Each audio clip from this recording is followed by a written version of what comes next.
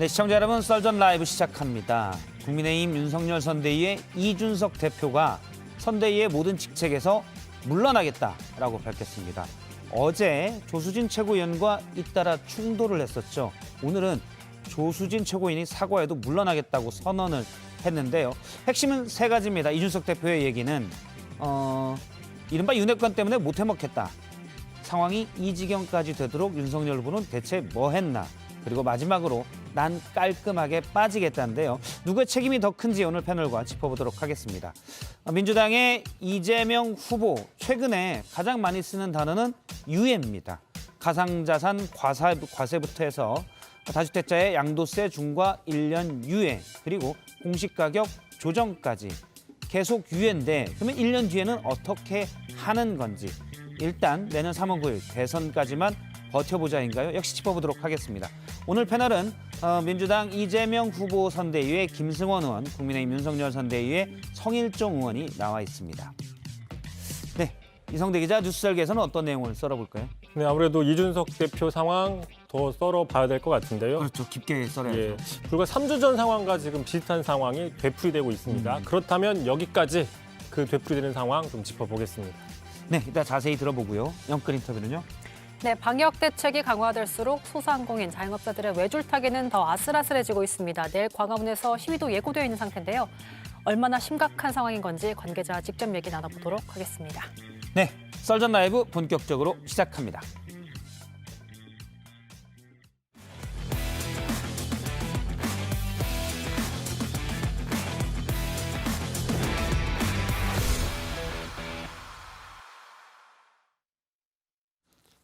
예, 날선 토크 썰전 라이브, 오늘 패널은 더불어민주당의 김승원 의원, 그리고 국민의힘 성일종 의원이 나와 있습니다. 안녕하세요. 네, 안녕하십니까. 안녕하세요.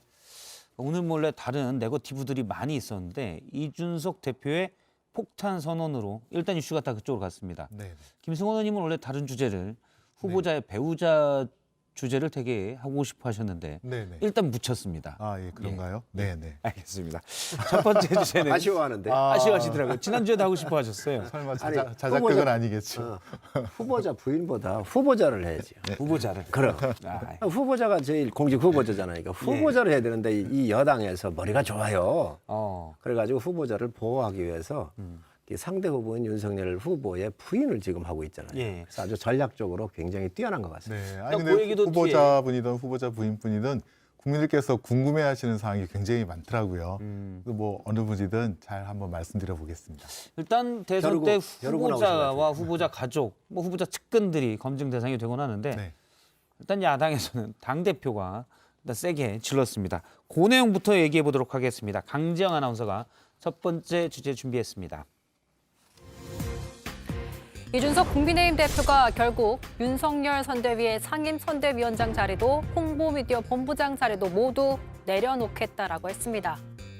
선대위 내에서의 모든 직책을 내려놓겠습니다. 그리고 선거를 위해 홍보미디어 총괄본부에서 준비했던 것들은 승계해서 진행해도 좋고 기획을 모두 폐기해도 좋습니다. 단 하나의 미련도 없습니다. 울산까지 가서 윤 후보와 이렇게 술잔을 기울인 지 3주도 채 되지 않았는데요. 방아쇠는 조수진 선대위 공보단장이었습니다. 이른바 김건희 리스크 대응 방안 논의하던 비공개 회의에서 조수진 공보단장이 난 후보 말만 듣는다라고 하자 이준석 대표가 쾅소리까지 내면서 책상을 내리쳤다라고 하죠. 조 단장이 사과 의사를 전했다라고는 하지만 그날 저녁 이 대표를 비난하는 유튜브 영상을 공유하자 이 대표 결국 이렇게 쏟아냈습니다. 관심이 없고 전 조수진 최고위원이 어떤 형태로 사과한다 하더라도 저는 받아들일 생각이 없습니다. 특히 어제 오전에 바로 사과를 한 이후에 저는 사실 그 내용도 언론에 공개하지 않았지만은 사과라고 보기가 애매한 부분이 있습니다.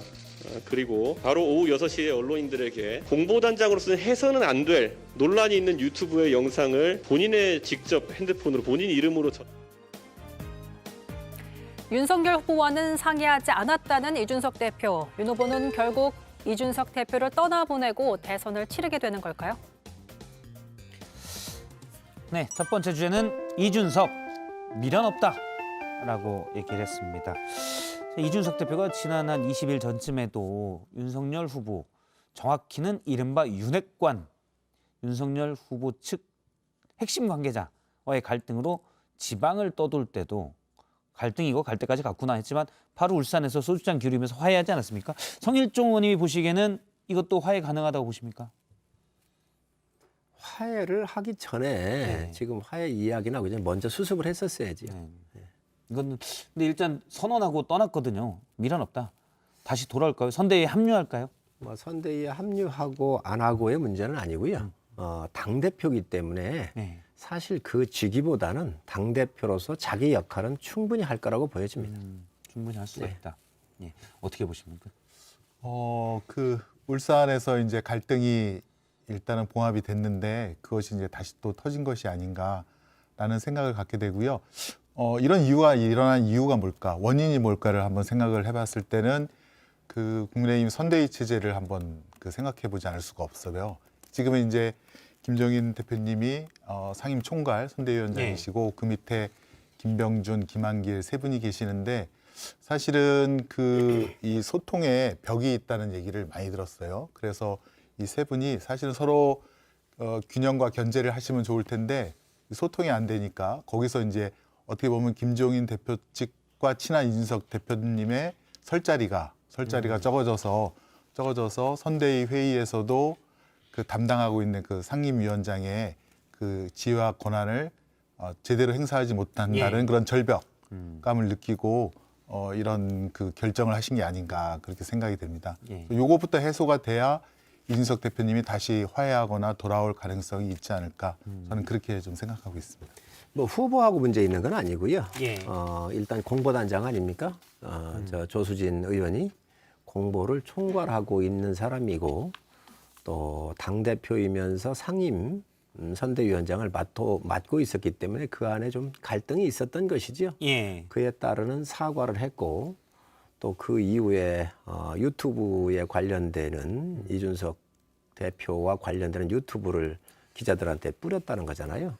그래서 아마 그거를 이 대표께서 보고 사과가 진정성이 없다 이래서 네. 사퇴 요구를 한 것이고 네, 제가 볼 때는 사퇴를 뭐 했더라면 이 문제가 수습될 수도 있었을 텐데 진즉 사과를 조수진 공보단장이 좀 더 진지하게 했더라면 이런 말씀이신가요? 사퇴를 했었어야지요. 사퇴를 했었다고 한다면 아마 이 문제가 더 커지지는 않았을 수도 있었겠다 생각을 하는데 제가 볼 때는 후보하고는 문제가 없습니다. 당대표하고는. 그렇기 때문에 후보의 선거운동을 하거나 당에서 지원하는 데는 전 전적으로 앞장설 것으로 생각을 합니다. 네, 제 생각은 조금 다른데요. 이준석 당대표의 그 워딩을 좀 보시면 될 것 다른 게 같아요. 아니라 달라지기를 기대하고 있는 것이 야당이니까. 아닙니다. 예. 이준석 당대표가 뭐라 그랬냐면 일단 조롱당했다. 첫 번째. 두 번째는 사후 교정이 안 됐다. 그다음에 그게 2일간 지속됐다. 더 이상 회복이 안 될 것 같다. 그래서 상임선대위원장 측을 사퇴하겠다.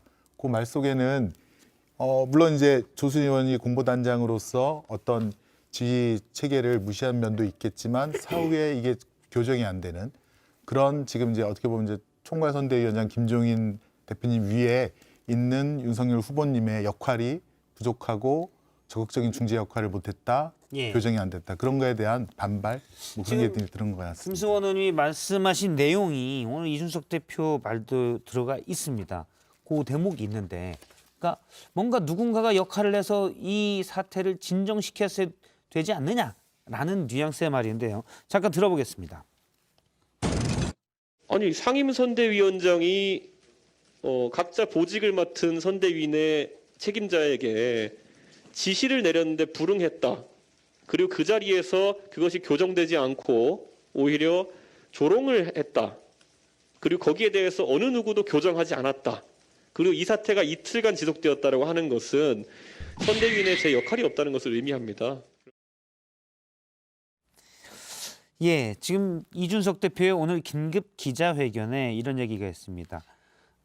일단 상임선대위원장인 본인이 공보단장인 조수진 의원에게 지시를 내렸는데 이행되지 않았고 그것이 교정되지 않았다.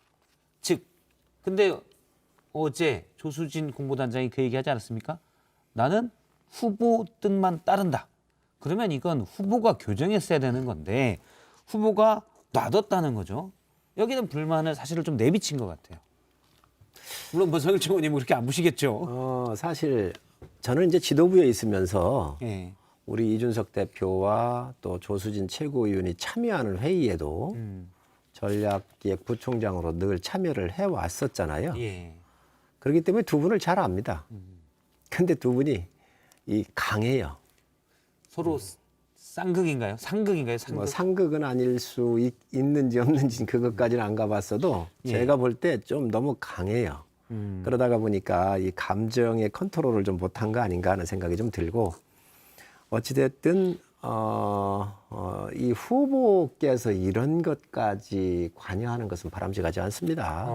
예, 이 조직이 광대하잖아요. 예. 그렇기 때문에 후보는 후보로서의 자기 일정 소화하고 필요한 걸 하도록 놔두고 나머지 분들이 이런 조정 역할을 하는 게 좀 맞다고 보여지고 근데 그런 역할들이 시도를 했어요.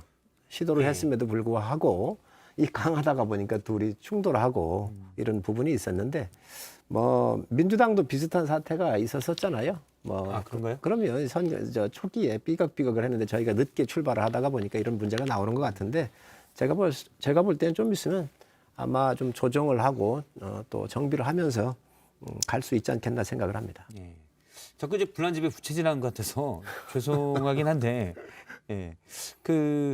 조금 있으면 잘 된다라는 건 그럼 이준석 대표가 다시 돌아온다는 얘기인가요?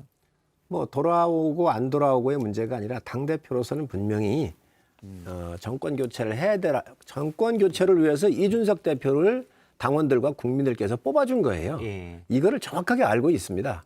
그러나 그 안에 세부적으로 들어갔을 때 노래 역할에 있어서는 충돌을 할 수 있을지 모르나 큰 대의 명분, 이 시대에 있어서 정권 교체하라고는 국민의 명령에 대해서는 이준석 대표가 그 누구보다도 잘 알고 있고 본인이 선출된 의미를 잘 알고 있기 때문에 예. 그에 따르는 역할은 마다하지 않을 것이다라고 생각을 합니다. 네.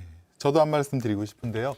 아마 국민의힘 한 분의 의원이 이런 걸 갖다가 뿌렸어도 아마 큰 문제가 됐을 텐데 조순 의원님이 공보단장이시더라고요. 공보단장은 자기 핸드폰에 수많은 기자분들의 예. 단톡방도 있고 거기에 연락하시는 기자분들도 있고 그런데 지금 공보단장이 기자분들한테 이준석 당대표와 관련된 것을 뿌렸다는 게 첫 번째 큰 문제고요.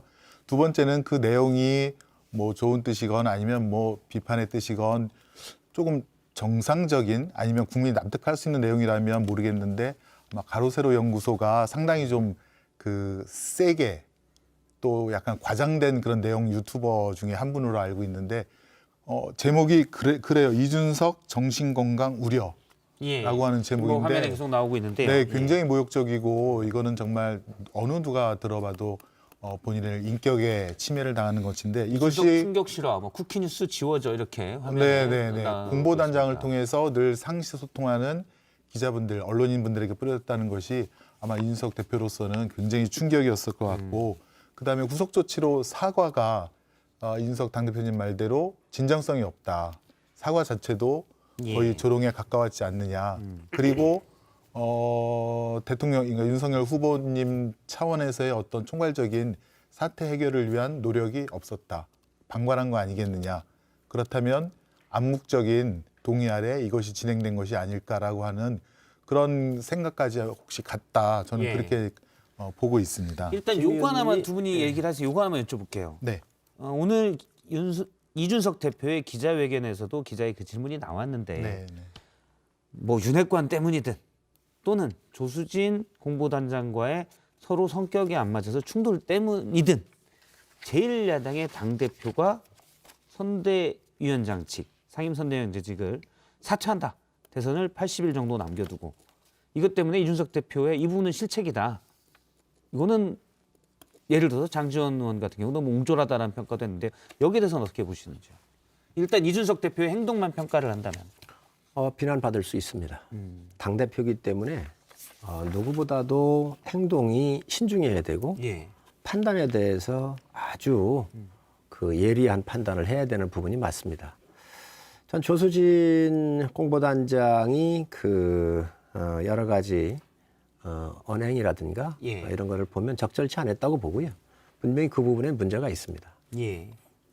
그렇지만 또 이 대표께서 조수진 단장이 이제 뭐 사과도 했다 그러고 아마 오늘 기자회견 한다 그러니까 또 대표실로 가기도 했었던 것 같아요. 1시간 정도 기다렸죠. 만나자고. 그랬던 것 같아요. 그런데 그런 과정을 거치기는 했지만 어찌됐든 이 원인 제공자는 조수진 의원이기 때문에 예. 적절하지 않았었고 그렇다고 또 당대표께서 뭐 역할은 다 하실 거지만 상징적인 의미의 선대위원장을 그만둔 것 또한 국민들을 불안하게 할 수 있다라고 생각을 합니다. 예. 근데 사실 물밑에서 해결을 하든지 서로 이런 건 조율할 수 있는 공간도 있었을 텐데 바로 기자회견을 열고 나 못해 먹겠어 라는 것도 이제 부적절할 수 있다는 의견이고요. 정치가 네네. 원래 네. 그렇게 부딪히면서 늘 여러 고대에서 서로들 충돌합니다. 그러면서 자신을 띄우는 건가요, 원래? 뭐 그런 기능도 일부 있을 수 있다고 봐야지요. 그러나 뭐 자신을 띄우기 위해서 한 것 같지는 않고 이 선대위 전에도 뭐 여러 가지 이런 그 서로 감정적 그 선들이 조금씩은 좀 이렇게 겹치는 부분이 있었기 때문에 저는 이 대표 입장에서 계속 한번 생각을 해보고 말씀을 드리고 싶은데 이 대표 입장에서 지금 이번 뭐 조수진 의원 공보단장과 공보단장이죠. 예. 이게 한 번이 아니라 신재 씨 영입건인가요? 영입건에 대해서도 윤석 대표가 이게 좀 같이 더 문제가 있으니 논의도 해보고 좀 이렇게 브레이크를 거는 말씀을 했는데 결국에는 신재 씨가 이제 영입이 돼서 윤석 대표가 그걸 다시 한번 느끼고 그걸 보고 나서 느낄 수 있는 어떤 그 암담함, 내 입장, 내 의견은 도대체 우리 이 선대위에 중앙선대위에 도대체 먹히지 않는구나라고 해서 그런 것도 좀 상당히 충격이었을 것 같아요. 그러니까 단순히 조수진 의원의 이 가로세로 영수로 링크 옮기는 것뿐만 아니라 여러 가지 면에서 이 대표의 말이 당대표이면서 상임선대위원장인데 그것이 반영이 안 되는 거에 대한 그런 거에 대한 무력감, 그래서 선대위직을 놓겠다라고 좀 근데 신속하게 아주 전격적으로 대표직을 놓는 것은 맞은 것 같습니다.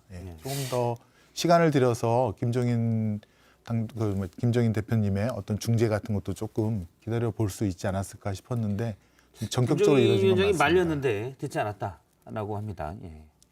그 김 의원님 얘기하시듯이 신지혜 씨 얘기를 하는데 요거는 좀 상황이 좀 틀린 상황이에요.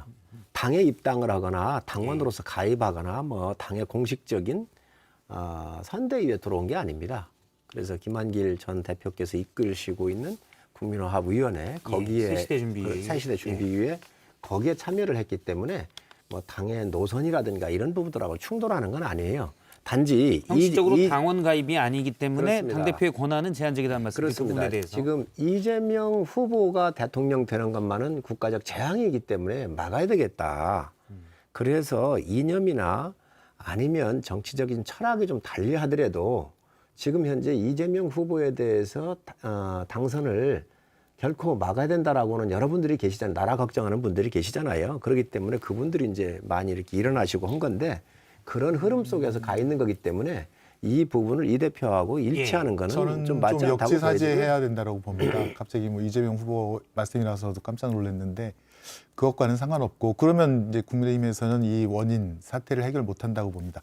이준석 대표가 당대표가 됐을 때 그 일반 여론조사에서 60%, 57%인가요? 차지했잖아요. 그걸로 사실 대표가 된 거고 그 안에는 젊은 층, 청년층, 특히 이대남이라고 하는 그런 사람들의 지지가 큰 역할을 했었는데 그렇게 해서 대표가 된 이준석 당대표 입장에서는 신재 씨가 들어와서 거기서 활동을 하고 그런 거에 대한 분명히 이대남들의 혹은 이준석 대표를 지지했던 분들에 대한 실망감 또 반발이 분명히 있을 것이다. 근데 이거를 못 막은 이준석 본인의 그런 입장, 지위에 대해서 아마 자기를 지지했던 이대남이라든가 청년들에게 뭔가 할 말도 있고 보여줄 것도 보여줘야 되는 그런 입장이 있다라고 생각합니다. 역지사지하시고 그럼 어떻게 해결할까는 이준석 대표의 입장을 자꾸 생각해 보시면 거기서 해결이 나올 것 같습니다. 일부 이준석 언론에 대표랑 성일종 의원님도 좀 친하시지 않습니까? 뭐 친하고 안 친하고를 떠나서 성품도 좋으시고 활달하셔서 많이 친하시죠. 같이 당 지도부에 있었으니까는 네네. 일부 언론에서 이제 우리 김 의원님 말씀하신 그러한 분석을 내놓은 게 있어요. 그 일부 언론이죠. 그런데 이 선거할 때는 전쟁 치를 때는 작대기도 필요합니다. 예. 모든 지금 신지혜 예전에 그 네트워크 여성 진보 네트워크인가요? 예, 대표를 이제 예. 작대기로 표현하시는. 아니 뭐 작대기 표현이 아니라 그만큼 모든 가용 자원이 다 필요하다는 그렇죠. 것이죠. 예. 그렇기 때문에 또 우리 사회에 지도적인 역할을 했던 사람들이 지금 이재명 후보가 워낙 그 결점이 많고 나라를 맡기면 안 되겠다라고 하는 많은 분들의 의견이 있기 때문에 또 이 시대를 살아가면서 이 시대에 대한 책임을 지고 있는 거거든요, 모두가. 예. 그러다가 보니까 이런 지식인들이 우리 당에 들어오지 않고 새시대위원회에서 활동을 해서라도 막아야 되겠다고 하는 거 아니겠습니까? 그래서 이 부분의 문제하고는 그렇게 볼 수도 있는 부분이 있는데 좀 다른 각도로 해석을 해주셔도 괜찮겠다. 일단 뭐 생각합니다. 신지혜 부위원장의 얘기는 거기까지 듣고요. 일단 두 분 말씀이 이준석 대표가 조수진 공보단장 또는 이른바 윤핵관과의 충돌로 또는 윤 후보가 이걸 제대로 조정을 못했다 손 치더라도 제1야당 대표로서 상임선대위원직을 벌이는 건 경솔했거나 너무 나갔다. 거기에는 이제 두 분이 다 똑같이 의견을 같이 하시는 걸로 보고요. 그러면 지금부터는 그러면 사실 선대위의 최종 책임은 윤석열 선대위지 않습니까? 최종 책임은 후보 본인에게 있는데 이준석 대표가 여기에 대해서도 한마디 했습니다. 윤석열 후보가 모든 책임이 있다. 뭔가 역할을 했어야 된다는 얘기인데 역시 들어보겠습니다. 저는 조수진 단장이 본인은 후보의 뜻을 따른다라고 말씀하셨는데 그러면 이렇게 사태가 커질 때까지 하루 동안 오히려 후보에게 조수진 단장이 상의한 것인지 그러면 조수진 단장에게 후보가 어떤 취지로 명을 내린 것인지가 더 궁금해집니다. 예, 사실 선대위 책임은 그 결과에 대한 영향도 후보 본인이 제일 많이 받게 되고 결국엔 선대위에서 뭔가 문제가 있다 그러면 역시 윤 후보가 총 책임이 되는 건데 윤석열 후보의 갈등 해결 문제, 조직 내 네, 네. 리더십 네. 어떻게 보시나요? 지금 이제 돌이켜 보면 윤석열 후보가 김종인 그 예전 비대위원장을 영입하려고 할 때 김종인 위원장님께서 원하는 게 이제 정권을 달라는 거였지 않습니까? 예, 근데 이제 윤 후보가 그걸 계속 거부하다가 결국에는 지금과 같은 어떻게 보면 이제 삼두 체제, 김종인 위원장님, 김병준, 또 김한길이라는 세 분의 삼두 체제인데 윤석열 후보가 김병준, 김한길과 친하다고 하는 것은 보이고요. 또 김종인 위원장이 이준석 당대표와 예. 친하다는 것도 보이는데 윤 후보 입장에서는 이제 본인에 대한 또 본인의 가족에 대한 지금 여러 가지 의혹들, 수사들 또 이제 곧 기소 여부 또 장모님에 대한 판결 선고가 이제 곧 이제 연이어서 나올 텐데 국민의힘에서 아마 제 당규에는 후보자 본인이나 배우자가 어떤 형사적인 사건에 휘말리게 되면 그 후보직을 내려놓을 수 있는, 바꿀 수 있는 그런 규정이 있다고 해요. 그런 거에 대한 좀 두려움이랄까요? 무서움이 있어서 본인이 생각하는 김병준, 김한길 두 분을 그래도 이렇게 축으로서 이렇게 놓으신 것 같은데 그게 이제 효과적으로 작용하면 좋겠지만 아직 그 세 축이 소통이 안 되고 계속 서로 갈등이 좀 있고 벽이 있다라고 하는 것이 중론이어서 그것이 결국에는 이제 이준석 당대표의 이번 사태로서 그 골맞은 게 터졌다. 그래서 예. 그 원인이 해결되지 않고서는 이 골맞은 것이 다시 아물기는 쉽지 않겠다라는 것이 제 생각입니다. 제가 옆에서 윤석열 후보를 뵙고 여러 가지 대화도 나눠보고 이렇게 많이 해봤는데 그릇이 큰 분이에요. 그래서 비교적 일임을 하는 스타일이에요. 세세하게 거의 관여를 안 해요. 아마 검찰총장을 하시면서도 수사할 때 방향만 딱 잡아주고 예. 어떤 권력이나 외압으로부터 내가 막아주겠다. 이 정도만 이렇게 하셨지 거의가 일선에 있는 검사들의 의견을 충분히 다 발휘할 수 있고 뜻을 발휘하고 예. 그분들의 역할을 할 수 있도록 이런 역할만 하신 거 아닌가 싶어요. 지금 이렇게 선대위에 들어오셔서도 일일이 뭘 체크하는 분이 아닙니다. 뭐 알아서 잘 하겠지. 그렇습니다. 그러면 제가 그런 맥락에서 말씀을 드리면 사실 국민의힘도 오랫동안 문재인 정부의 부동산 정책이 잘못됐다고 해서 김현미 국토부 장관에 대한 경질을 요구했었잖아요. 똑같이 만약 본다면 문재인 대통령도 그냥 김현미 장관이 알아서 잘하겠지. 일일이 관여 않고. 똑같은 거 아닌가요? 그거는 국민의 삶과 관련되는 것이고. 근데 이제 만약에 윤석열 후보가 대통령이 된 다음에 국토부 장관이 부동산 정책을 잘 못했는데 국민들이 막 비판을 해도 아니 뭐 잘하라고 놔두는 그때- 일일이 지금 표현하면 일일이 관여하지 않고 그럴 수도 있는 거잖아요. 자, 그런 리더십에 문제가 있는 그런 거잖아요. 경우라고 한다면 국민의 삶과 관련되는 정책에 대해서 책임을 묻는 것이죠. 수사를 잘못했었을 때는 당연히 책임을 묻겠지요. 그렇지만 그 수사 방향에 대해서 가는 거를 일일하게 책임은 마지막에 묻겠지만 예. 일일이 처음부터 관여를 하지 않는 스타일이더라는 거예요. 제가 이렇게 보니까. 그래서 제가도 무슨 말씀을 드렸더니 그거는 성 의원께서 알아서 하십시오. 이렇게 딱 맡기시더라고요. 예, 그 부분은- 그런 스타일이시고 혹시 귀찮아서 그런 건 아닙니다. 그런 건 아닙니다. 그다음에 아니, 그 부분은 잠깐 저도 한번 잠깐만요. 드리고 싶은 말이 있는데요. 잠깐만요. 제가 관여하지 않는 부분에 대해서 마무리할게요. 한번, 예. 그래서 후보께서는 비교적 통합에 대한 큰 그림을 갖고 계신 분이에요. 그래서 이 선대위를 통합에 의해서 좀 크더라도 국민 통합으로 함께 엮어가는 민주주의의 큰 그 축제 속에서 통합으로 예. 뭐 동서의 통합이든 세대의 통합이든 통합을 통해서 하시고자 하는 이 욕심이 있으시고 또 우리 김종인 비대위원장님이나 몇 분들은 효율을 중시하는 분들이에요. 그러다가 보니까 아주 작고 몽골 기병 같은 이런 형태로 해야 되겠다 이렇게 하다가 보니까 아마 이런 문제점들이 나왔는데 이런 것들을 반면 교사로 삼아서 예. 정비를 해야 되지 않겠나 싶습니다. 그 일일이 관여하지 않는다는 말씀을 하시니까 갑자기 생각나는 장면이 저는 개인적으로 그냥 마이크 셔틀이라고 하는데요. 예, 아마 윤석열 후보님이 청년 예술인들인가요? 간담회했을 때 청년들이 이제 질문을 하니까 그 마이크를 받아서 바로 이준석 당대표님한테 넘기고 예. 또 이쪽에서 질문하니까 또 마이크를 받아서 또 이준석 당대표님한테 넘기고 그런 장면을 본 게 생각이 납니다. 개인적으로는 마이크 셔틀이다라고 생각하는데 그 원인이 뭘까? 법조인으로서 30년간 아니 그 이상 살아온 세월 동안 민생이라든가 정책이라든가 그런 거에 대해서 깊이 고민하지 않으셨다는 그런 것과 두 번째는 정치 공부를 하시긴 하시지만 여기 성 의원님도 잘 아시겠지만 저희들도 와서 맡은 상임위는 좀 알 수 있지만 다른 상임위는 조금 모르는 경우가 많거든요. 예. 그러니까 그 과정이 굉장히 열심히 공부하고 또 민생에 다가가야 되는데 그러기에는 시간도 준비도 안 돼 있다. 그래서 그런 거에 대한 판단을 일일이 안 하시고 못 하시고 그렇게 넘기신 게 아닌가 싶은데요. 네. 예. 그게 이제 정치적인 리더십에서도 그런 면이 이제 조금 저희 후보가- 차이가 나는 것 같습니다. 후보가 굉장히 여러 부분에서 박학다식하고 공부가 많이 돼 있습니다. 물론 정치적인 감각은 좀 떨어진다고 봐야지 경험이 없으시니까 5개월 만에 대권 후보가 돼서 지금 이만큼 오는 걸 보면 전 천재성이 있다고 봐요. 근데 그리고 이제 그 주택 청약 통장을 자기는 이제 집이 있어서 못 만들었다라 한다든가. 예, 저희가 근데 과거 얘기를 다 하면 너무 이제 주제가 딴 쪽으로 새니까. 예. 그래서 그러한 여러 가지 측면에서 저 정치권에 들어오신 지가 5개월밖에 안 되기 때문에 예.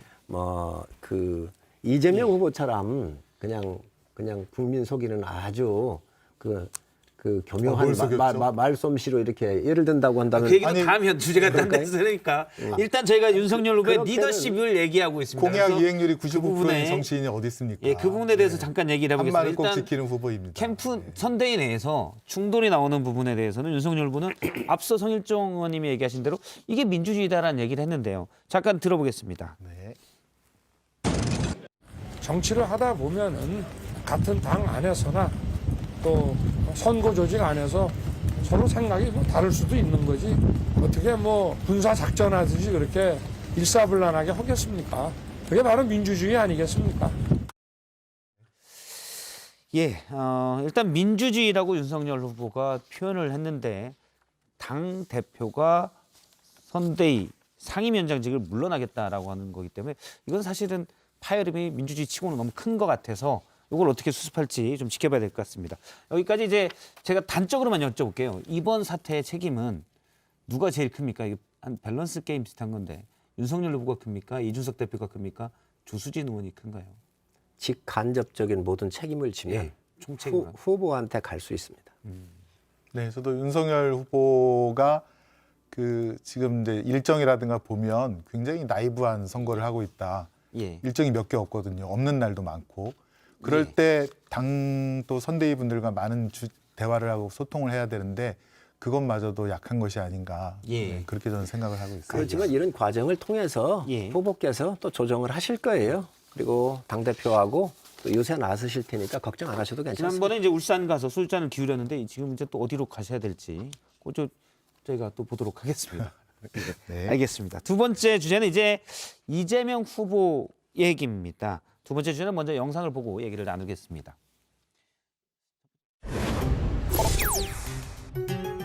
가상자산에 대한 과세는 한 1년쯤 연기하는 것이 저는 맞다고 생각하고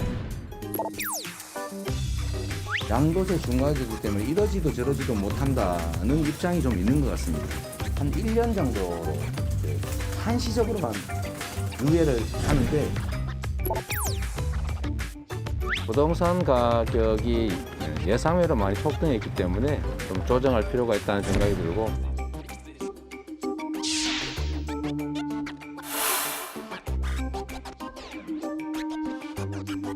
이렇게 어려운 시기에 국민들에게 이런 어떤 부담을 줄여드린다는 것은 뭐 충분히 논의할 수 있는 거라고 생각합니다. 다만 정부로서 양도세 중과 유예 부분들은 뭐 동의하기는 어렵습니다.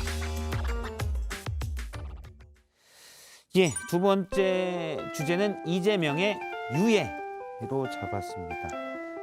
가상자산 과세부터 시작해서 다주택자 양도세 중과에 대한 유예, 그리고 공시가격 적용 조정까지 일단 세금이 좀 늘어나는 부분은 좀 유예, 동결 안 늘어나도록 하자. 1년 유예를 얘기했습니다.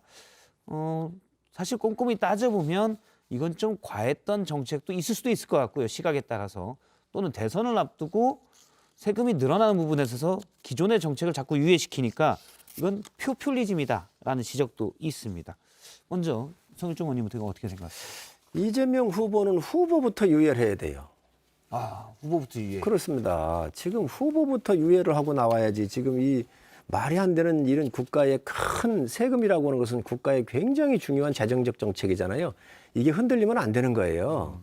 세금의 정책은 정말로 얇고 넓게 걷는 게 맞습니다. 예. 2000년 전에 있었던 그 로마 시대의 제3대 황제가 티베리우스 황제인데 예. 2000년 전에도 얇고 넓게 걷으라고 그러는 게 조세의 기본이었거든요. 지금 여기에 지금 이 세금 때문에 지금 민심이 굉장히 돌아섰거든요. 2000년 자, 전에 비해서 지금 양극화가 심해질 수 있어서 또 물론 그렇죠. 당시의 얇고 넓게가 지금도 통용될까에 대한 다른 의견이 있을 수 있습니다. 그거는 세금을 다루고 있는 저 공무원들한테 물어보시면 예. 알지만 그건 아주 원칙이에요. 국민들의 지갑에서 세금을 가져가는지 안 가져가는지 모를 정도로 살살 빼가는 거예요. 국가의 예. 세금은. 자, 그런데 불로소득에 대해서는 다 환수를 해야 한다라고 주장했던 분이 누구냐면은 이재명 지사예요. 표가 이제 70여일 남았잖아요. 그러니까 양도세, 종부세 모든 걸 국민이 원하면 유예하거나 깎아주겠다라고 해서 정말로 있을 수 없는 이 혼란스러운 상황을 이 방향성도 이렇고 국가 경영에 대한 철학도 지금 혼란스럽습니다. 그렇기 때문에 저는 네네. 후보부터 유예하라 말씀드립니다. 예. 네. 그 성 의원님 말씀 들으면 예전 조선시대 때 예속 논쟁을 보는 것 같아요. 이게 정책에 대해서는 이 정책이 왜 나왔고 그다음에 문제점이 무엇이고 상황이 이렇게 바뀌었는데 거기에 적절하게 어떻게 대처를 할 것인가 그 말씀을 해주시는 게 저는 좋을 것 같고요.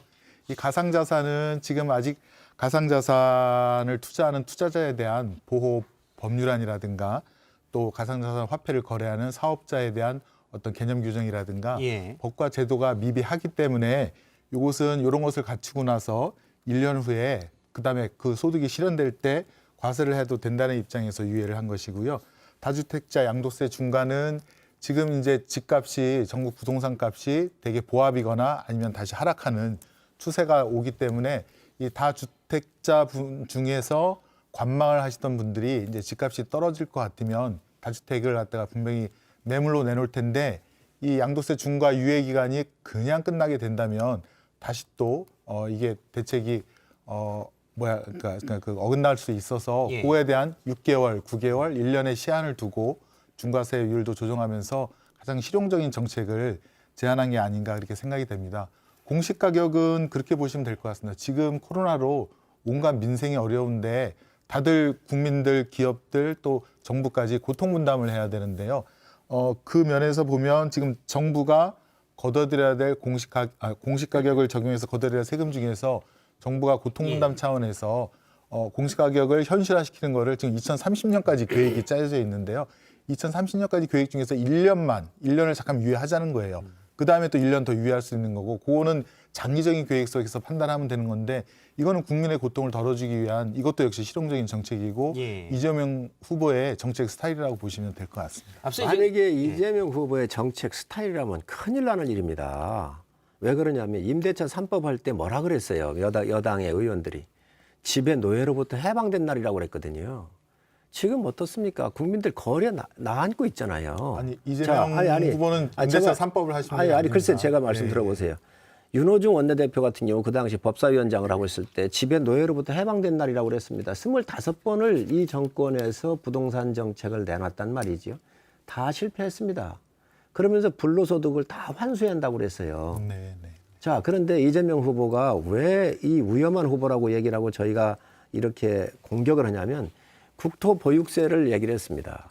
이거 국민이 반대하면 안 하겠다라고 또 했잖아요. 음식점 총량제 도입하겠다고 또 바꿨잖아요. 주 4일째 얘기했다. 이것도 바꿨잖아요. 전 국민 재난지원금 준다고 그러니까 이것도 바꿨잖아요. 국가의 지도자는 일관성이 있어야 돼요. 지금 국민이 반대한다 하더라도 그 뒤에 넘어 보이는 통찰력을 가지고 저게 일정 기간이 지나고 나면 국가의 큰 흐름에 있어서 중요하구나 하면 국민 반대가 있더라도 묵묵히 감내하고 국민을 설득할 수 있는 힘이 있어야 되거든요. 자, 그런데 지금 잠깐만요. 양도세에서부터 종부세에서부터 공시가격까지 국민들이 원하면 유예하겠다? 이 국가의 세제라고 하는 것은 유예가 그렇게 쉬운 게 아니에요. 그렇기 때문에 이것을 조정하거나 원칙적으로 처음부터 다시 정비를 해가야지. 지금 그러면 말씀하신 대로 그런 부분이 있는 것 같아요. 그러니까 앞서 말씀하신 양도세 중과에서 문제, 가상자산 과세 문제 이런 점들이 예기치 못했던 논란들이 나온 게 아니라 처음에 정책을 시행할 때부터 다 이런 문제들이 있다라고 지적이 됐던 것들이거든요. 근데 그때는 그냥 갔다가 지금 와서 유예를 하고 있기 때문에 이거를 선거를 노린 거 아니냐라는 또 지적이 나오는 거고. 아니, 그러면 저는 반문하고 싶은 것이요. 그럼 성 의원님께서는 지금 공시가격을 갖다가 국민들이 이렇게 힘든데 80-90% 바로 올리자는 그런 입장이신가요? 왜 우리가 언제 그런 적이 한 적이 없죠? 아니, 그러니까 반대하면 그렇게 하시겠다는 거예요? 그리고 다주택자 지금 양도세 중과에 대해서도 그러면 이렇게 중과를 계속 때려버리자 지금 그런 말씀이신가요? 아니지요. 아니, 들어보세요. 그건 아니시잖아요. 자, 제가 말씀드릴게요. 문재인 정부가 부동산 정책 물론 이제 실패를 했고 또 어느 지역의 집값이 급등한 것은 맞고요. 그래서 이재명 후보가 그거에 대한 보완책으로 또 여러 가지 그 사후 정책으로서 이제 말씀드린 것들이 쭉 있어 왔고, 그것의 핵심은 이재명 후보의 그 메타버스 현장을 다니면서 민생을 다니면서 국민들로부터 듣는 얘기를 바로바로 즉각 수용해서 그중에 정책으로 녹아날 수 있는 부분들을 하나하나씩 국민들께 말씀을 지금 드리고 있는 겁니다. 그 가운데 이거를 갖다가 이게 바뀌었다, 정책이 끝났다고 하는 게 아니라 정책을 집행기간을 1년 유예한 겁니다. 1년 유예한 거예요. 정책이 있고 국민들이 따라오는 그 시간이 있는데 타임래그죠. 타임래그가 너무 벌어지면 그러면 그 정책의 집행 시기를 좀 더 1년, 6개월 유예할 수도 있는 겁니다. 그런 걸 갖다가 뭐 정책이 바뀌었다, 말 바꾼다라고 하시면 안 되겠죠. 영원한 정책은 없습니다. 국가 계획 중에서 가장 긴 게 5년입니다. 5년의 장기 기간 속에서 그 단기마다 이런 정책들이 나오는데 큰 틀에서는 현상 문제에 대해서 바로바로 대처하는 게 이재명 후보의 유연성이라고 보시면 될 것 같습니다. 김 의원님 말씀을 말꼬리를 잡을 생각은 없고요. 뭐 메타버스 타서 국민 이야기를 듣고선 이런 정책의 유연성을 발휘한다 그러면 큰일 나는 일이에요. 왜 그러냐면 지도자는 메타버스 타기 전에 그 이전부터 몇 개월 전, 1년 전부터 이 워닝의 소리가 많이 나왔잖아요. 부동산 가격이 왜 폭등하는지를 알죠. 공급이 부족했었고, 그러다가 보니 양도세 같은 경우는 1가구 2주택이나 3주택 가지고 있는 분들이 25만에서 30만 원 정도 되니 공급을 쏟아지게 나와야 되겠다. 그래서 양도세를 내려달라고 저희가 끊임없이 얘기가 됐고, 부동산 전문가들이 계속 요구했던 사항들이에요. 그런 거 아무것도 얘기를 안 했었어요. 그래놓고 나서 잠깐만요. 그래놓고 나서 지금 와가지고 이 문제가 터지니까 선거가 며칠 안 내놓고요.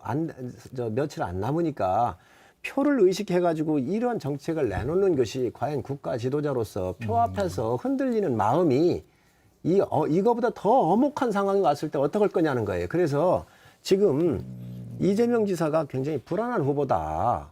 이렇게 보는 것이죠. 제 그래서 반론은 일관성을 좀 갖고 가시라. 예, 제 반론은 그러면 성 의원님 쪽은 국민의 목소리를 안 듣겠다. 뭐 그렇게까지 들리기도 하는데요. 이재명 후보는 지금 성남시장, 그다음에 경기도지사로서 시민, 그다음에 도민의 목소리를 충분히 들어왔고 도민에게 약속한 공약들 95% 이행률을 보일 정도로 실용적으로 정책을 민생을 잘 돌봐왔다고 생각합니다. 이끌어왔다고 생각을 하고 있고요.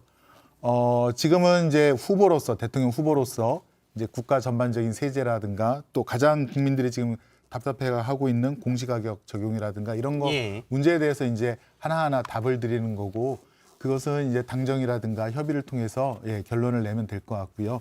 지금 이제 알겠습니다. 뭐 저희가 시간을 계속 그렇게 비슷한 얘기를 하면 제가 이거 제가 마무리 좀 그런가요? 하겠습니다. 이재명 후보를 유능하고 일 잘한다 95%의 뭐 이 공약을 이행했다 그러는데 전 이거 동의할 수가 없습니다. 시장 나가면요 뭐 보도블록도 공약이고 뭐 이렇습니다. 그러면 제일 대표적으로 잘한 공약이 있으면 내놔봐라. 대장동밖에 없습니다. 계곡정비밖에 없습니다. 이런 게 과연 공권력을 이용을 해가지고 나쁜 짓 하는 게 과연 유능한 겁니까? 그래서 국민의 목소리를 안 듣겠다는 게 아니라 국민의 목소리를 야당이 어마어마하게 전달을 했어요. 전문가들이 어마어마하게 전달을 했는데 그 전에는 불로소득을 다 환수해야 되겠다고 했던 사람이 지금 와가지고 뒤집는 것은 국가 지도자로서 절대로 적절치 않다는 말씀이죠. 반론을 또 드려야 될 것 같네요. 네네네. 그 이재명 후보가 예컨대 이제 성남시장 이럴 때 그 아이들에게 친환경 급식을 갖다가 이제 제공했다라든가 이런 거 보면 굉장히 그 국민 민생에 밀착한 정책들을 많이 이제 실현을 하셨던 것 같고요. 그다음에 지금 이제 이 세제에 대해서도 이재명 후보로서는 가장 지금 이제 언론에서 또 국민들이 말씀하신 거에 대해서 일단은 답을 드렸다고 보고 저는 이제 성 의원님과는 지금 생각이 완전히 틀린데 성 의원님 말씀은 여의도 화법인 것 같아요. 그러니까 전문가가 이렇고 의원들이 이렇다. 근데 저는 직접 민주주의를 많이 도입해야 된다. 왜냐하면 4차 산업혁명으로 SNS 발달로 국민의 의사라든가 그런 것이 구글이라든가 여러 가지 트렌드를 통해서 다 알 수가 있는데 그런 것들을 갖다가 다 저희가 검색도 하고 그런 의견도 듣고 이런 직접 민주주의 요소를 우리가 많이 도입을 해야 정책과 민심이 함께 일치될 수 있다 이렇게 보여집니다. 재정 여건이 좋은 성남시 같은 경우가 친환경을 한 게 이게 공약을 높였다고요? 자, 지방에 성남시 가면 그 모라토리움으로 잠깐만요. 타산에 갔다가 잠깐만요. 전제가 틀린데. 잠깐만요. 그 다음 말이 시간이면 주장만 듣겠습니다. 지방에 가면 정말 재정 자립도가 20-30% 되는 그런 곳에서도 친환경 급식 지금 다 하고 있는 거 국민들이 다 알고 있습니다. 그러니까 이재명 후보가 먼저 하니까 따라 하잖아요.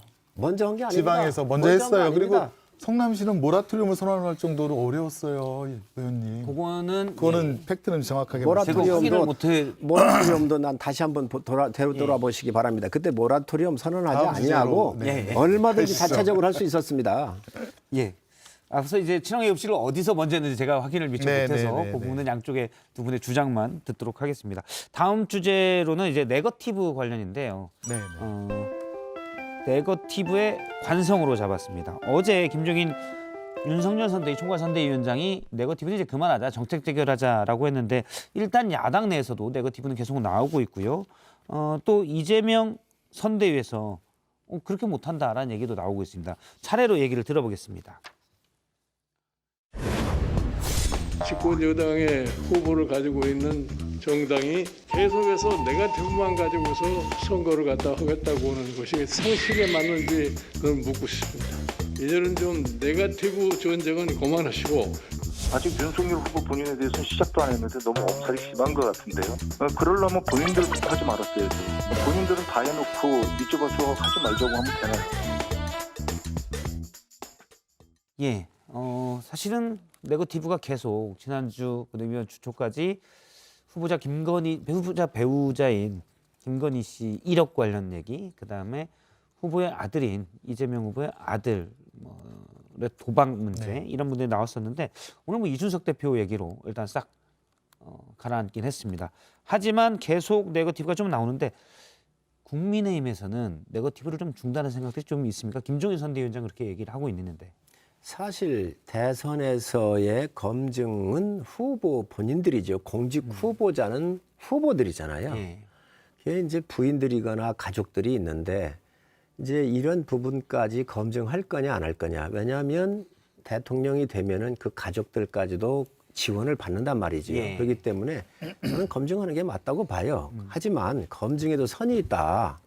후보에 집중을 해야지. 지금 민주당 같은 경우는 전 네거티브를 멈추지 않을 거로 보여집니다. 왜 그러냐면 윤석열 후보와 이재명 후보를 놓고 보면 정말로 비교할 수 없는 후보거든요. 윤석열 후보 아무리 털어도 안 나오잖아요. 그러니까 뭐 본부장이다 그래서 뭐 본인, 뭐 장모, 뭐 부인 이렇게 해가지고 다 털어야 한다 이 이야기인데 이걸 국민들께서 모르겠습니까? 그런데 중요한 것은 여론조사를 해보니까 두 후보가 같이 떨어지는 거예요. 이거는 국민들께서 네거티브를 하지 말라고 하는 사인을 주는 거거든요. 그렇기 때문에 저희 김종인 총괄 본부장께서 말씀하신 게 네거티브를 국민들이 좀 이게 피로도를 느끼니 이걸 좀 중지하면 어떻겠나 이렇게 말씀하신 거로 이해하고 있습니다. 저도 이제 네거티브는 저도 반대하는 입장이고요. 다만 이제 검증과 네거티브의 경계가 과연 어디까지 있냐라는 것에 대해서 생각을 해보면 우선 윤석열 후보가 그동안 총장으로 검찰총장으로 있었을 때 위법이다, 불법이다라고 해서 기소한 사례가 있지 않습니까? 동양대 표창장 상장인가요? 위조한 거랑. 네, 그다음에 이제 인턴 증명서, 이른바 조국 사태 때 나왔던 얘기들. 인턴 확인서 그거 갖고 이제 기소한 거랑 그거를 불법이라고 단정하고 기소를 했던 그 잣대 그대로 윤 후보도 그 가족들도 검증을 받아야 된다라고 이제 생각을 합니다.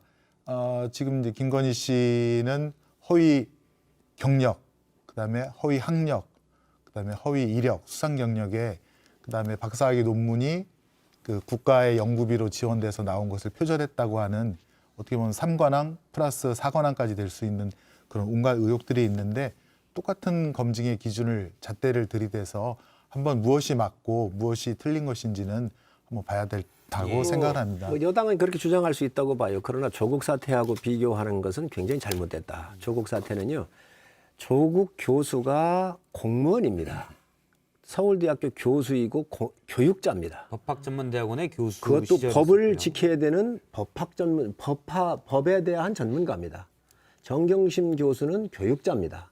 교육자 집안과 공무원 집안에서 또 법률가 집안에서 대한민국의 입시 제도를 흔들었다고 하는 것은 비교할 수가 없는 것들이지요. 지금 이재명 지사 같은 경우는 전과 사범이에요. 검사 사칭한 사람들이에요. 이러한 사람이 지금 윤석열 후보의 부인에 대해서 지금 검증하자고 이걸 디민다고 하는 것은 비교할 수가 없는 것이죠. 그러나 이 대선 전국에 있어서 가족에 대해서도 검증을 해야 한다라고는 국민의 목소리가 있으니까 그런 부분에 대해서 하는 거에 대해서는 찬성을 하지만 조국이나 지금 이 본인부터 저는 이제 조국을 비교하는 건 문제가 있고요. 본인부터 저는 검증을 해야 한다고 생각을 해요. 다시 한번 팩트 확인을 해드리면 자녀의 표창장이나 인턴 확인서는 대입 입시에 사용되지 않았다고 하는 것은 분명하게 지금 드러났고요. 두 번째는 지금 이건 아들, 딸 아닙니까? 자녀들 아닙니까? 근데 김건희 씨는 대통령 후보의 부인입니다. 부인이고 청와대 제2부속실에서 많은 직원들이 또 대외적인 활동을 해야 될 분위기 때문에 반드시 이제 검증이 들어가야 된다라고 생각을 하고 단순한 표창장, 인턴 확인서보다는 어떤 교수 임용에 쓸 자기 그 학력, 그다음에 경력, 수상 표창 그런 것들이 교수 임용에 필요한 건데 그런 교수 임용에 쓰였다는 것이 더 훨씬 중대하고 심각한 문제고요. 예전에 그 신정아 씨가 그 시간 강사 경력 위조했다고 해서 윤석열 후보가 구형을 한 4년인가요? 얼마 구형하고 실형 1년 6개월이 나온 경우가 있는데 거기에 비춰보면 신정아 씨는 이제 한 번인데 김건희 씨는 지금 4개 대학에 걸쳐서 10여 차례의 허위 경력, 학력이 있었기 때문에 똑같은 잣대로 똑같이 검증받고 또 수사까지 받아야 될 사안이라고 저는 생각이 됩니다. 저는 어느 선을 가지고 좀 정확하게 했으면 좋겠다. 뭐 네거티브 할 수 있다고 보여지는데요. 지금 민주당에서 서울대 경영대학원 석사학위 허위 취득에 대한 의혹을 제기를 했거든요. 경영대학원이라고. 근데 서울대학교 경영전문대학원 경영학과를 졸업을 했어요. 이게 경영대학원이냐 경영전문대학원이냐 요 차이거든요. 자, 그래서 이것도 예. 이렇게 해서는 안 된다. 이게 경영대학원하고 경영전문대학원의 경영학과이기 때문에 요 말의 차이를 가지고 하는데 사실 2년 졸업을 해서 이 학위가 있습니다. 그렇기 때문에 이런 부분들을 좀 정확하게 하시면서 공격을 했으면 좋겠다는 말씀 드리고 하나만 더 말씀을 드리면 영락고등학교 미술교사 허위 의혹이 있는데 영락여상하고 영락고등하고 같은 재단이고 같은 곳에 있습니다. 그러다 보니까 이것들이 혼동이 올 수도 있거든요. 그렇기 때문에 저는 검증하는 거 다 좋은데 사실이 있으면 아 이건 혼동했구나 하고 또 반론을 제기하면 그 부분에 대해서는 좀 클리어를 해주십사는 말씀드립니다. 앞서 그리고 말씀하신 중에 네네. 그 이른바 동양대 표창장 등 허위 이력, 네네. 이른바 조국 사태 때 나왔던 얘기죠. 2심까지는 유죄를 받은 상황입니다. 네네네. 오늘 제가 일단 법적으로는 그렇게 돼 있다는 거 말씀드리고요. 네, 여기까지 이제 네거티브에 대한 얘기를 했고 마지막으로 오늘 정치권에서 주요한 썰들을 모아서 풀어보는 강지영 아나운서의 썰픽입니다. 네, 썰픽입니다. 먼저 3위부터 만나보시죠. 국민의힘 신지의 후폭풍. 국민의힘이 여성운동가 신지혜 씨를 영입한 뒤 후폭풍이 상당합니다. 당 정체성 문제가 커지자 서울시당 부대변인이 몇 번 쓰고 버리면 된다라고 말해 논란이 됐고 당사자인 신 부위원장은 몇 번까지 쓸 생각도 없다라고 맞받아쳤습니다. 그리고 이준석 대표와의 과거 갈등에 대해서는 맛있는 밥 한 끼를 대접하겠다라고 덧붙이기도 했습니다. 본인의 의사는 그렇다지만 이준석 대표의 입장도 그렇고 일부 커뮤니티를 중심으로 불거지고 있는 국민의힘 탈당 인증과 같은 부정적 반응들은 어떻게 진화될지 지켜봐야겠습니다. 2위 보시죠. 집 3채 이상 소유 제한. 오늘 심상정 정의당 후보가 부동산 공약을 발표했습니다. 제2의 토지개혁으로 부동산 투기공학을 해체하고 신부동산 체제를 세우겠습니다. 주택 소유 상한제를 도입하겠습니다. 사실상 투기 목적으로 존재하는 1가구 다주택을 엄격하게 규제하겠습니다. 주택 소유 상한 제도라는 파격적인 제안을 내놓으면서 종부세 기준도 9억 원으로 원상 회복시키겠다라고 약속한 시 후보. 최근 양도세와 재산세 등 입장을 바꾼 이 후보를 향해선 집부자 세금을 깎아주려는 정책이라며 비판했습니다. 이리 보시죠. 제명학 열풍. 제명학. 이재명 민주당 대선 후보의 그 제명 맞습니다. 송영길 민주당 대표가 이재명을 공부하자며 인간 이재명 책 읽기를 제안했었죠. 비록 연기는 됐지만 원래 오늘 여당 의원 배우자 40여 명이 저자 강연을 듣는 일정도 있었습니다. 글쎄요, 의원들은 옆에서 종종 보실 텐데 책까지 읽으면서 공부해야 할까요? 여러분이 픽한 오늘의 썰 무엇인가요? 예, 썰픽. 강지영 아나운서가 3가지를 소개를 했는데요. 먼저 송일종 의원님이 한 가지를 골라서 촌철살인을 좀 해주시면. 제명학 열풍으로 하겠습니다. 아, 제명학. 네. 이재명학. 그렇습니다. 있을 수 없는 일이지요. 리차드 도킨슨이라고 하는 학자가 예. 만들어진 신이라고 하는 것을 책을 썼었거든요. 아, 예. 그런데 이재명 후보는 전과 사범에다가 검사를 사칭하는 분이잖아요. 그 대장동에서부터 너무도 많은 의혹이 휩싸여 있는 이 분을 갖다가 제명학이라고 하는 걸 해서 이 강의를 한다. 전 이게 만들어진 이재명학이다 이게. 그래서 참 문제가 있다고 생각을 하고 이 제명학이라고 하는 것이 얼마나 다급했으면 했을까. 이게 예. 국민을 속이는 거 아닌가 생각을 합니다. 알겠습니다. 자, 김승원 의원님도 하나를 골라서. 네, 저는 인간 이재명으로 어디 역시 하겠습니다. 똑같은 걸로. 예. 네네, 저도 그 책을 읽어본 적이 있는데요. 그 이재명 후보가 그 어려운 처지에서 얼마나 그 자기의 극한 환경을 극복하면서 그다음에 변호사의 길, 또 시장의 길까지 오르게 되었는지 사실은 그 도금하는 도금공이었거든요. 그 지문이 다 없어질 정도까지 또 후각을 잃을 정도까지 그 극한 환경에서 공부를 했다는 것은 아마 인간적으로도 한번 읽어볼 만한 충분한 책이 되지 않을까 싶습니다. 알겠습니다. 두 분 얘기 여기까지 들었고요. 사실 앞서 강재영 아나운서가 얘기한 대로 여당에서는 이재명 의원이랑 이재명 지사죠. 네. 후보 지금은. 후보. 네. 종종 볼 게들이 많잖아요. 식사 자리도. 네네. 보면 되는데 꼭 책까지 사서 봐야 되는지. 그게 저는 좀 윤석열 후보도 책을 쓰시면 네. 꼭 읽어보고 싶습니다. 아, 책을. 예, 책엔 예, 어떻게 예. 쓰나. 네네. 어떤 분이신지 더 알고 싶어요. 자기가 쓰는 책들 다 과하게 씁니다. 그리고 아주 예쁘게 씁니다. 알겠습니다. 송일종 의원님 책 안 썼습니다. 아, 예. 전 모든 공직을 끝나고 나면 쓰겠습니다. 네, 두 분 말씀 여기까지 듣도록 하겠습니다. 고맙습니다. 네, 고맙습니다. 감사합니다.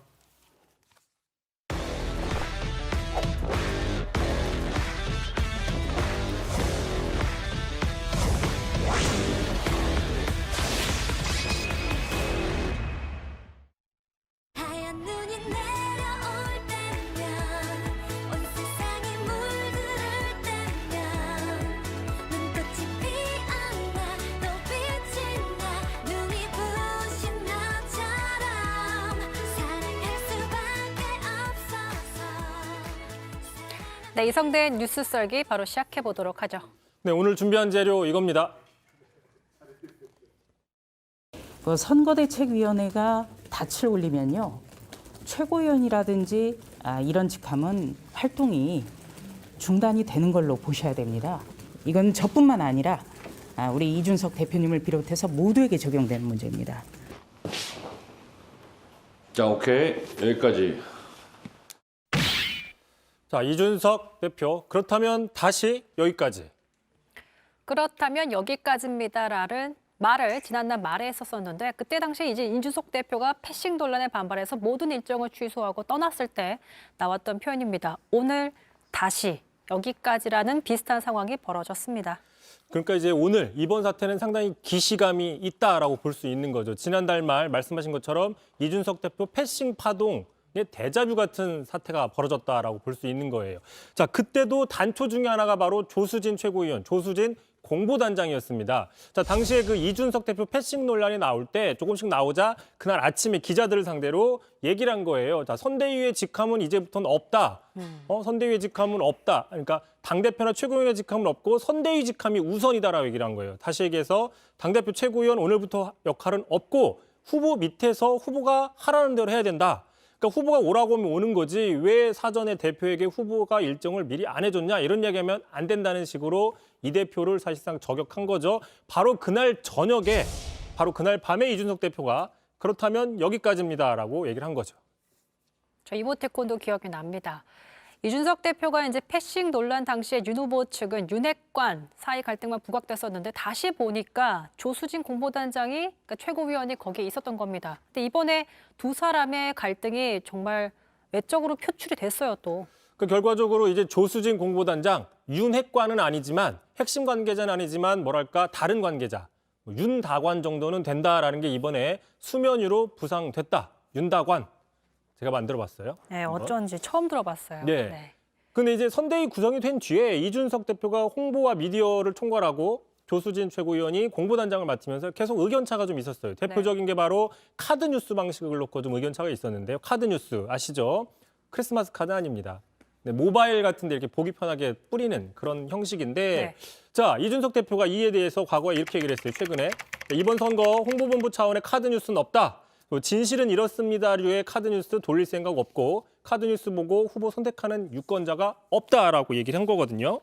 그러니까 카드뉴스 형식을 짤막하게 좀 설명을 드리면 정말 길게는 10년 전 대선부터 정치권에서 활용하던 방식입니다. 그러니까 이 대표는 이걸 좀 낡은 방식이니까 별 효과가 없으니까 새로운 홍보 방식을 고민한다 이렇게 했는데 거기서 이제 갈등이 시작됐다는 거잖아요. 바로 이제 그 방식을 조수진 최고위원이 가지고 있는 공보단 산하에서 여전히 열심히 만들고 있는 겁니다. 지금 몇 개 가져와 봤어요. 최근에 기자들에게 기자 단톡방에 뿌린 이런 게 이른바 카드뉴스인데 주로 이제 보신 것처럼 윤 후보에 대한 정책 홍보보다는 이재명 후보에 대한 네거티브가 많이 있습니다.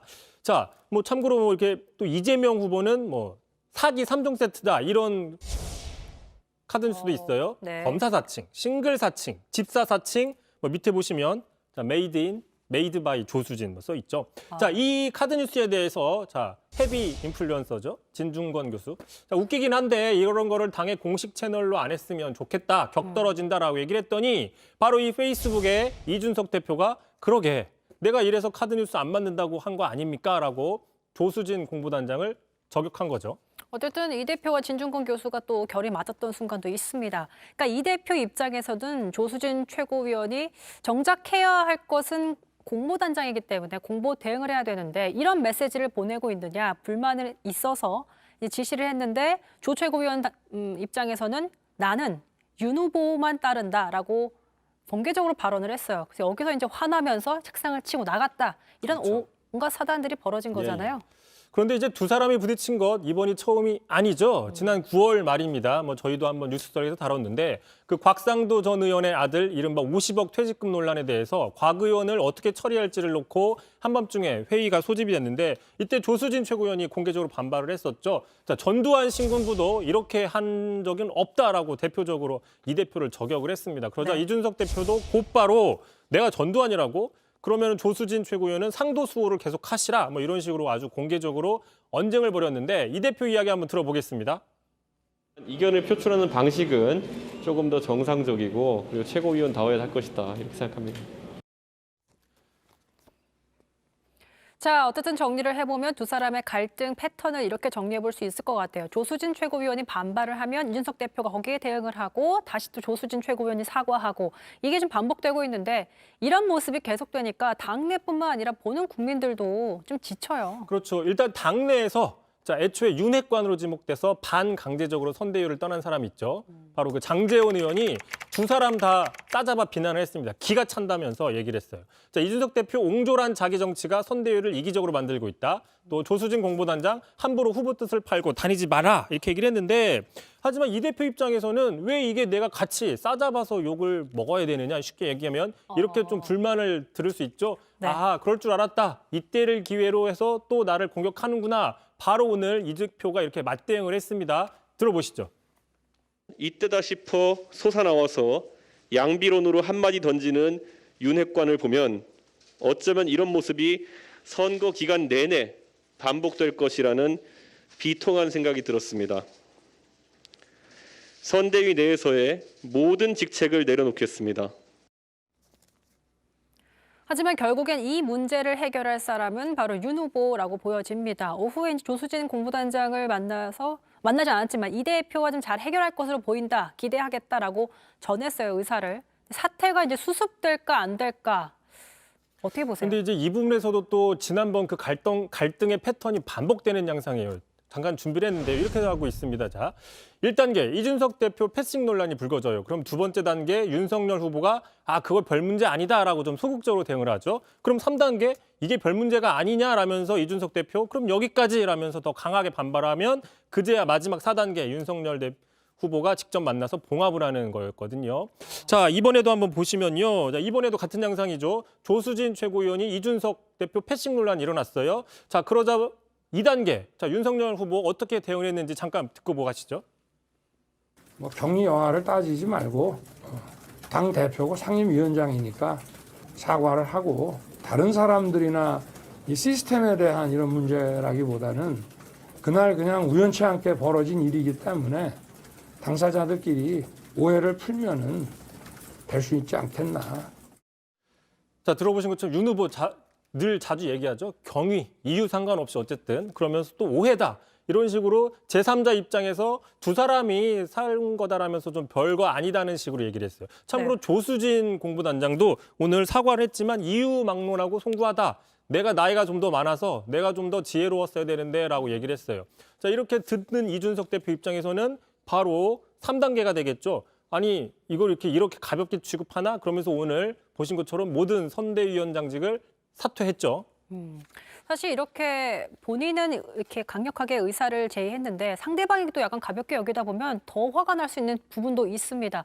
어쨌든 갈등 봉합한 지 약 보름 만에 비슷한 사태가 되풀이되고 있는데 이제 관심은 윤 후보가 4단계, 그러니까 다시 봉합에 나설지, 직접 나설지 아니면 이 대표가 정말 이별할지는 관심이 되고 있어요. 그렇게 이제 지금 이번 주 여론 추이가 관건이다라고 볼 수 있는 게 윤 후보 이번에는 밀리지 마라, 강하게 나가야 된다라는 여론이 분명히 있고요. 자, 반대로 이준석 대표가 없으면 이번 대선 상당히 어렵다라는 또 의견이 존재합니다. 과연 어떤 여론이 더 우위를 선점하냐에 따라서 바로 4단계 윤석열 후보의 행동이 결정될 걸로 보입니다.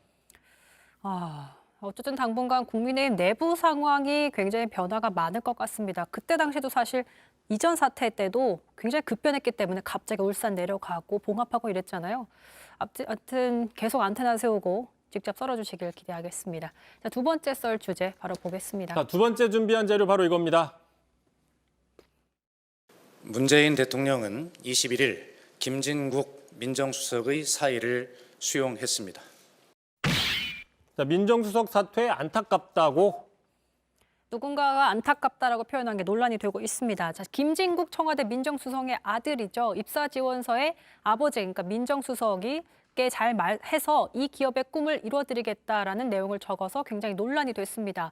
그래서 민정수석이 하루 만에 물러났고 청와대도 수용을 했는데 그게 논란인 것도 있지만 안타깝다고 해서 지금 더 논란이 커지고 있습니다. 네, 바로 그 박범계 법무부 장관인데요. 자신의 SNS에 그 김수석 관련된 글을 공유하면서 자, 이 기사를 포스팅하는 이유는 김 민정수석은 투명하다는 확신을 갖고 있기 때문이다라고 썼어요. 그러니까 당사자 사과에도 불구하고 좀 감싼 듯한 발언을 했다라는 거죠. 자, 친문이자 또 이재명 선대위에 참여하고 있는 전재수 의원 같은 경우에도 자, 잡음 한 번 안 내던 뭐 문 대통령을 보좌했는데 자, 그런 동생이 정신질환이 있는 아들 때문에 물러났다라고 그 김 전 수석의 친형이 올린 글을 포스팅을 했습니다. 그러니까 안타까운 마음을 좀 우회해서 표현을 한 거죠.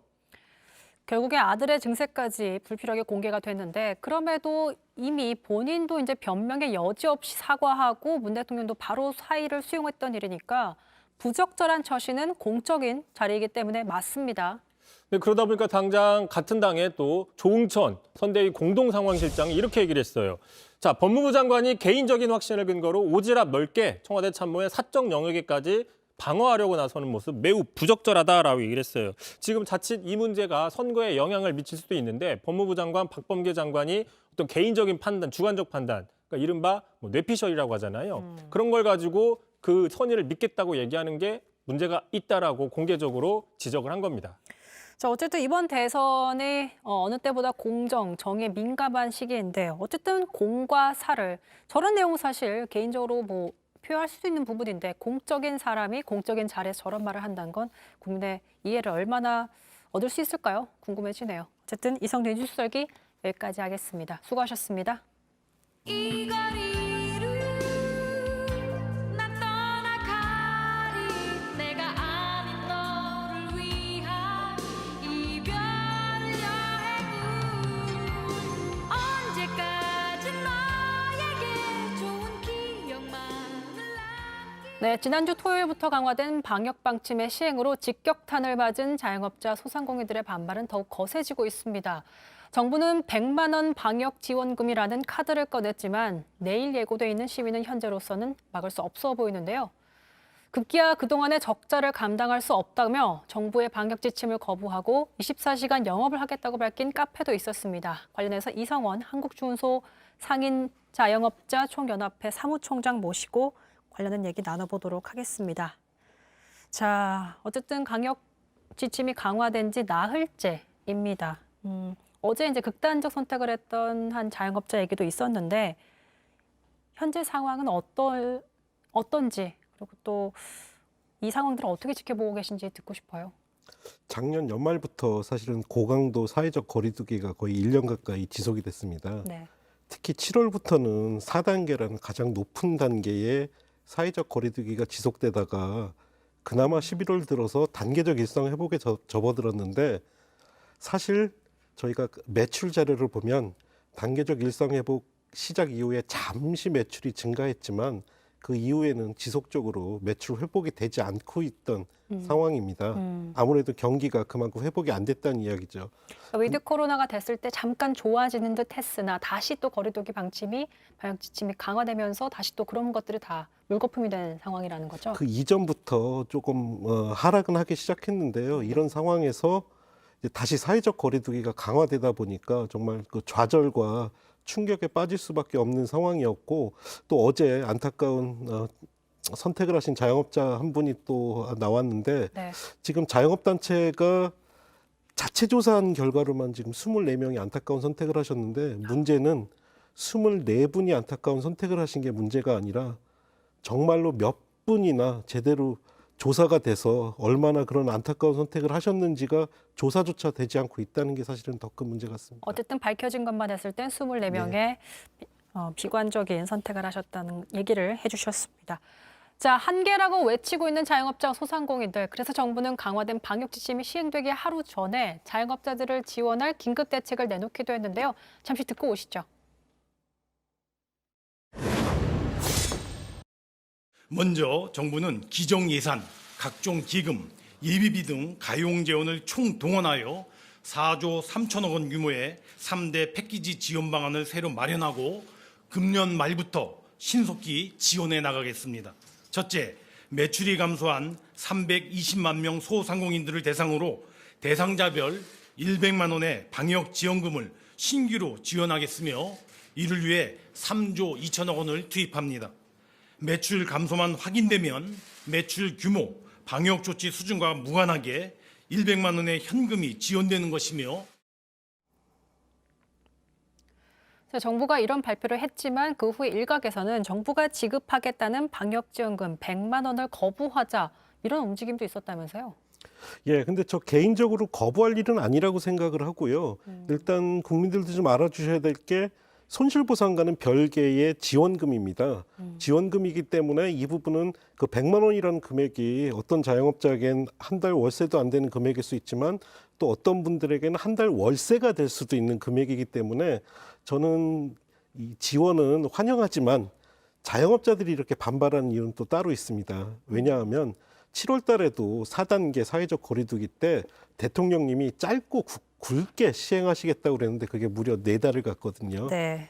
이번 사회적 거리두기도 단순히 2주 안에 끝날 거라고 예측하는 자영업자들이 없기 때문에 혹시 이 금액을 가지고 그냥 초반에 지원하고 끝내려는 것이 아닌가 하는 의구심에 이렇게 반발을 하고 있는 것입니다. 그러니까 고작 100만 원으로 모든 것을 해결하려고 하는 듯한 움직임으로 보여서 이거에 대한 반발이었다라고 정리하면 될까요?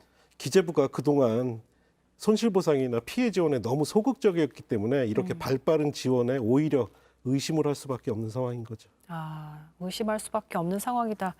자, 그렇다면 정부의 현행 손실보상 제도가 조금 구체적으로 말씀해 주시면 어떻게 강화되면 좋을까요? 두 가지 문제가 있습니다. 첫 번째 문제는 역시 사각지대의 문제인데요. 손실보상법에 의해서 손실보상을 받을 수 있는 기준이 시간 제한, 행정명령을 받은 업체들만 받을 수가 있습니다. 문제는 공간의 사용이라든가 인원의 제한이라든가 또 이번에 적용된 방역 패스 때문에 매출이 하락해도 받을 수 있는 근거가 없습니다. 네. 그리고 또 많은 분들이 간구하시는 것 중에 하나가 교육기관, 학생들이 등교를 안 했잖아요. 예를 들어 그 교육기관 인근에 있는 자영업자들은 또 굉장히 어려운 시간을 보냈거든요. 이런 사각지대들을 어떻게 보완할 것인가의 문제가 하나가 남아 있고요. 네. 또 하나는 다행히 손실보상 대상이 되더라도 실제 지원되는 금액이 현실과는 너무 큰 차이가 있습니다. 대표적인 게 저희가 비용, 지출하는 금액이 인정이 돼야 그만큼 저희의 이익이 어느 정도인지 판정이 되고 손실보상 금액이 정해질 텐데 인건비가 제대로 인정을 못 받고 있습니다. 그러다 보니까 저희가 지출이 적어지니까 소득이 늘어나는 착시효과가 생기다 보니까 정부에서는 그만큼 손실보상을 지금 적게 하고 있습니다. 그래서 온전한 손실보상, 사실은 저희는 손실뿐만 아니라 고정비용, 인건비라든가 임대료 등을 포함한 손실보상을 계속 요구하고 있습니다. 그래서 정부의 보상책 발표에도 불구하고 어쨌든 내일로 예고되어 있는 강화문 시위 그대로 지금 흐름을 봤을 땐 변화가 없는 거죠? 많은 분들이 좀 우려하고 계신 걸로 알고 있습니다. 아직까지는 변화는 없지만 자영업자들이 2년 가까이 이렇게 고통을 받으면서도 원칙처럼 지켜온 게 있습니다. 그게 뭐냐면 우리 스스로 방역을 어기는 행동은 하지 말자. 그래서 이렇게 어렵지만 대규모 행동을 안 했던 건데 이번에는 그 분노의 어떤 한계치가 와서 집회를 할 수밖에 없는 상황인 거고요. 하지만 그럼에도 불구하고 최대한 방역에 문제가 되지 않도록 아마 자영업자들이 스스로 판단하실 거라 생각하고 있습니다. 그럼 많은 국민들께서도 그 24시간 영업하겠다는 카페 그 논란을 보면서도 의견들이 많이 여론들이 갈리더라고요. 응원한다. 그 마음을 얼마나 힘들었겠냐. 뭐 손실이 10억 정도 난다고 하시는데 한편에서는 또 이렇게까지 할 일이냐. 왜 지키지 않느냐라고 하시는 여론들을 보면서 그래도 좀 다 같이 자영업자들의 손실에 대해서 마음 아파하고 계시구나라는 생각이 들었습니다. 근데 어제 이제 자영업자 단체들이 대선 후보를 초청해서 간담회를 열었다는 소식을 들었습니다. 윤석열 후보가 개인 일정으로 오지 못했었고 이재명 후보가 참석했다고 들었는데 거기서 어떤 얘기들이 좀 오갔나요? 두 후보가 다 오셨으면 너무 좋았을 텐데 일단 그 부분이 안타깝고요. 저희가 그 토론회를 만든 취지 자체가 지금 여당과 야당이 뭐 50조, 100조에 이르는 손실 보상, 피해 지원을 말씀하고 계신데 그 구체적인 지원책이나 그 방향에 대해서는 아직 밝혀진 것이 없어서 저희가 후보님들 모시고 직접 이야기를 듣고 싶어서 두 분을 초대했는데 어쨌든 참석해 주신 이재명 후보님은 큰 방향에서는 아까 말씀드린 손실보상의 사각지대를 없애고 실제 손실을 보상할 수 있도록 조치를 또 취하시고 또 하나의 문제가 지금 자영업 부채가 엄청납니다. 네. 그래서 자영업 부채를 해결할 수 있는 방법 그리고 아직도 얼어붙은 골목상권 경기를 활성화시킬 수 있는 소비 촉진 방법까지 제안을 좀 해주셨습니다. 어쨌든 이재명 대선 후보와 윤석열 대선 후보가 많은 공약들을 내놓았는데 자, 대선 후보들이 자영업자들에게 50조, 100조 뭐 지원책 나오고 있습니다. 근데 이거 어쨌든 여야 간 합의가 이루어져야 되는 상황이고 시간이 걸리는 문제잖아요. 당장 어떤 것들이 좀 조치가 취해지면 이런 분노가 이런 상황에 좀 도움이 될 수 있을까요? 손실보상이나 피해 지원은 지원의 규모도 중요한데 그것보다 더 중요한 것은 속도입니다. 지금 당장 힘들고 또 오늘 내일 어떤 분들이 극단적인 선택을 하실지 모르기 때문에 저희는 그래서 여야의 유력 대선 후보 두 분이 모여서 일단은 지금 당장 시행하실 수 있는 선지원 방식, 이 선지원 방식에서는 공이 여야가 다 하시겠다고 한 부분입니다. 그래서 지금 시행을 해주시고 그래서 어려운 지금 자영업자들의 어려움을 지금 좀 극복할 수 있게 하고 조금 시간이 흐른 이후에라도 역시 그 정산 방식 어떻게 이것을 회수할 것이냐 혹은 탕감해 주실 것이냐 그것을 좀 논의해 주시면 어떨까 그렇게 저희는 생각하고 있습니다. 어쨌든 코로나가 이제 2년을 넘어서 3년 차로 가고 있는 상황인데 이 손실 지원 정말 필요해 보인다 생각이 드네요.